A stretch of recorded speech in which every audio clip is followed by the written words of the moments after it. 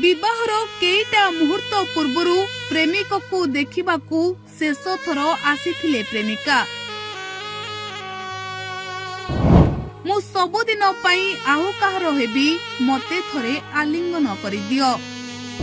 Viral हेउछि एही 2.5 अक्षर प्रेम। मु आसीछि शेष थर पई तुमको देखा करिबाकू। एई बोधे आमर शेष देखा। या परे मु सबु दिन पई आउ कहार होई जिबी।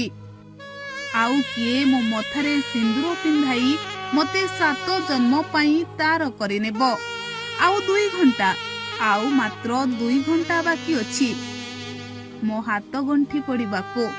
मते शेष थर पई टिके आलिंगन करि दियो।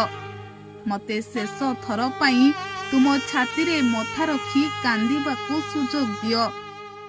मु सबु दिन पई आउ कहार होई जिबा पूर्वरु तुमे मते थरे स्नेहरे कोळेई नियो। संध्या समय प्रेमिक प्रेमिका दुहे दुहिंकु आलिंगन करी कांदु थांती।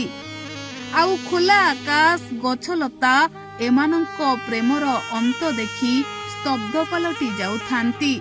सतरे कुहा जाए सबु फुलर भाग्यरे न थाए मंदिर, सबु प्रेमर भाग्यरे न थाए सिंदूर। चिरंतन प्रेम केबे शेष होई न थाए, किछि प्रेम अधूरा रहिबी अमर होई जाए। प्रेमर आरंभ जेतिकी खुशी देई थाए, प्रेमर शेष सेतिकी जंत्रणा जुईरे प्रेमिक प्रेमिकांकु जळाई देई थाए। सत प्रेम सरेनी, सत प्रेम केबे भी मरेनी। हाँ दर्शक बंधु, विवाहर 2 घंटा पूर्वरु प्रेमिकार शेष देखा आउ केई पद कथा आपनकु कंदाई देब।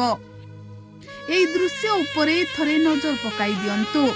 ए दुहिंकु देखि आपनक मनकु हुएत अनेक प्रश्न आसुथिबो। युवती जनक कन्या बेशरे सजेई होइछंती। आखिरु धार धार लुह झराई प्रेमिकंकु शेष देखा करिबाकू आसीछंती। आउ कांदी कांदी प्रेमिकंक छाती रे मुंड रखी आखिरु लुह झराउछंती।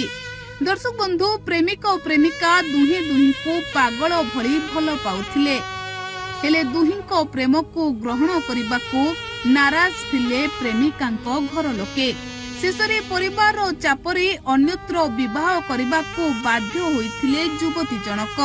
आउ सबु दिन पई आउ कहार हेबा पूर्वरु सांग को बाध्य करिथिले शेष थर पई प्रेमिकंकु देखा कराई देबाको। आउ शेषरे विवाहर 2 घंटा पूर्वरु होइथिला शेष थर पई दुहिंक मिलन। आउ कांदी थिले प्रेमिक प्रेमिका स्तब्ध पालटी जाई आखिरु लुह झराइथिले पाखरे मुक साखी थिबा गछ लता आउ खोला आकाश।